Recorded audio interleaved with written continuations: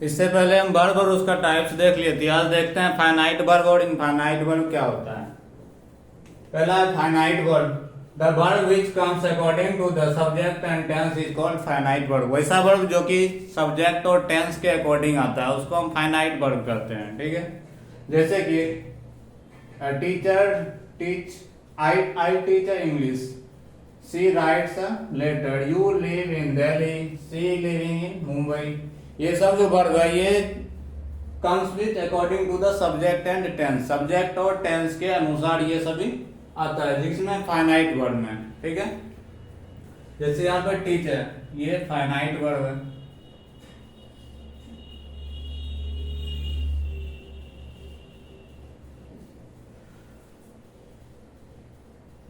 Subject और tense के अनुसार होने का मतलब क्या होता है? सब्जेक्ट और टेंस के अनुसार होने का मतलब ये हुआ सब्जेक्ट या फिर टेंस चेंज होने के बाद इसमें क्या होगा, वर्ब में चेंजिंग हो सकता है। सब्जेक्ट या टेंस यदि चेंज हो रहा है तो उसमें वर्ब में चेंजिंग होगा, उसको हम क्या कहेंगे, फाइनाइट वर्ब कहेंगे। ठीक है, इसका अपोजिट हो जाता है इनफाइनाइट वर्ब। उसमें क्या होता है, सब्जेक्ट या फिर टेंस चेंज होने पे वर्ब में कोई भी चेंजिंग नहीं होता, उसको हम क्या कहते हैं, इनफाइनाइट वर्ब कहते हैं। Finite verb a verb which comes according to subject and tense, जो कि सब्जेक्ट और टेंस के अकॉर्डिंग आता है। यदि टेंस या टेंस चेंज हो रहा है या फिर सब्जेक्ट सिंगुलर से प्लूरल हो रहा है तो वर्ब में भी चेंजिंग होगा, वर्ब भी प्लूरल में आएगा या फिर सिंगुलर में होगा तो सिंगुलर में आएगा। ठीक है, जैसे यहाँ यू लिव इन दिल्ली और सी के साथ लिव के बदला लिविंग हो गया है।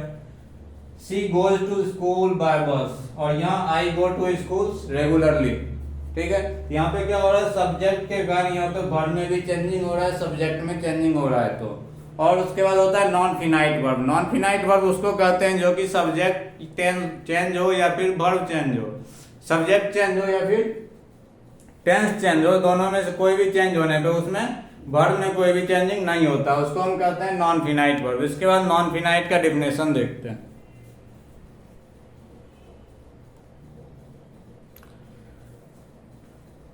फिनाइट वर्ब के बाद ये है non finite verb. Non finite verb उसको कहते हैं जो कि चेंज नहीं होता है, टेंस चेंज होने पर या फिर सब्जेक्ट के चेंज होने पर जिसमें कोई चेंजिंग नहीं होता है उसको हम नॉन फिनाइट वर्ब कहते हैं।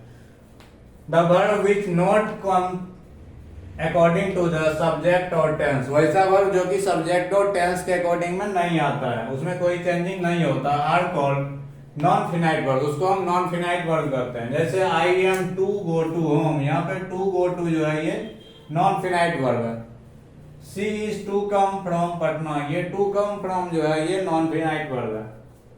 तो वैसा वर्ब जो कि सब्जेक्ट या फिर टेंस के चेंजिंग होने पे कोई चेंज नहीं होता है उसको हम क्या कहते हैं, नॉन फिनाइट वर्ब कहते हैं। नॉन फिनाइट वर्ब का 3 टाइप्स होता है टोटल। नॉन फिनाइट वर्ब का टोटल 3 टाइप्स होता है। पहला है इन्फिनेटिव, दूसरा होता है जिरंड, तीसरा होता है पार्टिसिपल। ठीक है, पार्टिसिपल भी आगे जाके 3 टाइप्स में बढ़ता है, past present participle, past participle और फिर फ्यूचर पार्टिसिपल।